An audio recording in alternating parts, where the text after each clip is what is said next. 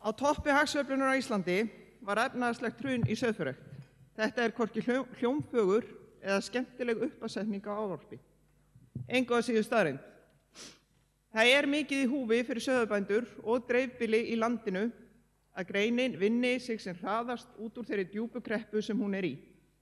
Það hlýtur að vera metnaðarmál greinarinnar, númer 1, að bjóða upp á góða vöru sem stendur að sem mestu leyti óstudd undir framleiðslukostnaði á forsendum gæða og eigin verðleika. Til að ná því markmiði verður greinin í heild að fara í ítarlega sjálfskoðun. Allan heim tíðkast að ríki verndi og styðji sína matvælaframleiðslu. Rökin að baki einkum þau að almenningur og stjórnvöld í umboði hans meta það svo að mikilvægara sé að tryggja að matvælaframleiðsla sé fyrir hendi í viðkomandi landi heldur en að láta það einvörðungu ráðast af duttlungum markaðarins. Menn vilja ekki standa frammi fyrir því að hafa fórnað matvælaframleiðslunni fyrir skammtíma gróða, ef og þegar eitthvað kemur upp á. Meginhluti innlendrar búvöruframleiðslu kemur frá litlum fjölskyldubúum og fer á innlandsmarkað. Strangar kröfur eru gerðar til heilbrigði, hreinleika og rekjanleika matvæla.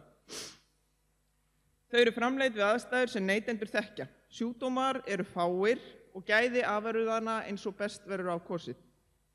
Lyfjanotkun er jafnframt afar lítil hérlendis, en sýklalyfjanotkun er allt að 65 sinnum meiri í einstökum Evrópulöndum en hér. Ísland býr yfir miklu náttúrugæðum, svo sem gnægð af vatni, hreinu lofti og góðu ræktarlandi. Eðlilegt er að nýta þessi gæði á sjálfbæran hátt til að framleiða mat einfaldlega vegna þess að þau eru fyrir hendi. Það er auk þess mun umhverfisvænna að framleiða mat sem næst markanum fremur en að flytja hann hingað yfir hálfan hnöttinn. Ferðalög til Íslands byggjast ekki síst á upplifun á íslenskri náttúru og því sem hún hefur upp á að bjóða, þar með talin innlendum matvælum.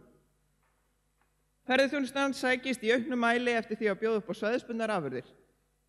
Það er auk þess undirstaða ferðaþjónustunnar að byggð sé á þeim svæðum sem á að heimsækja. Margir sem starfa við landbúnað starfrækja einnig eða starfa við ferðaþjónustu.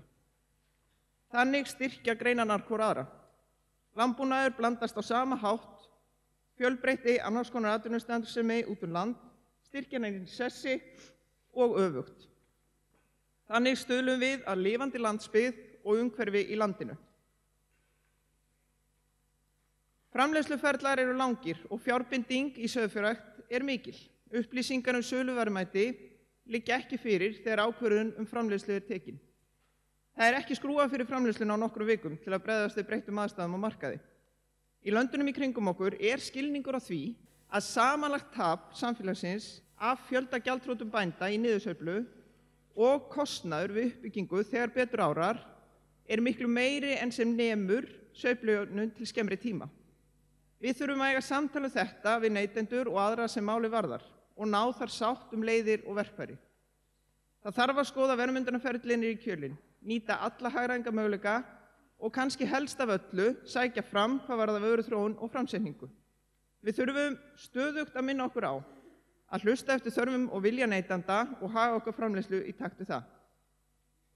Það var mjög gleðilegt að sjá almenning taka þátt í umræðunni stöðu sauðfjárbænda þegar hún stóð sem hæst. Við fengum óteljandi símtöl, fjölmargar greinar voru skrifaðar þar sem fólk út í samfélaginu var að deila uppskriftum eða benda á leiðir hvað betur mætti fara til að gera vöruna betri og aðgengilegri.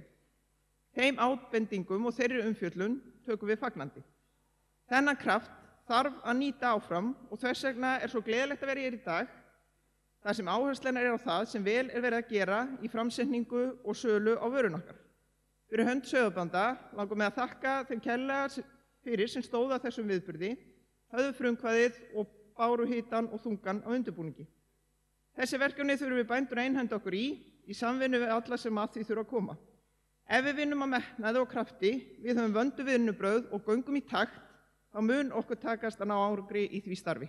Takk fyrir.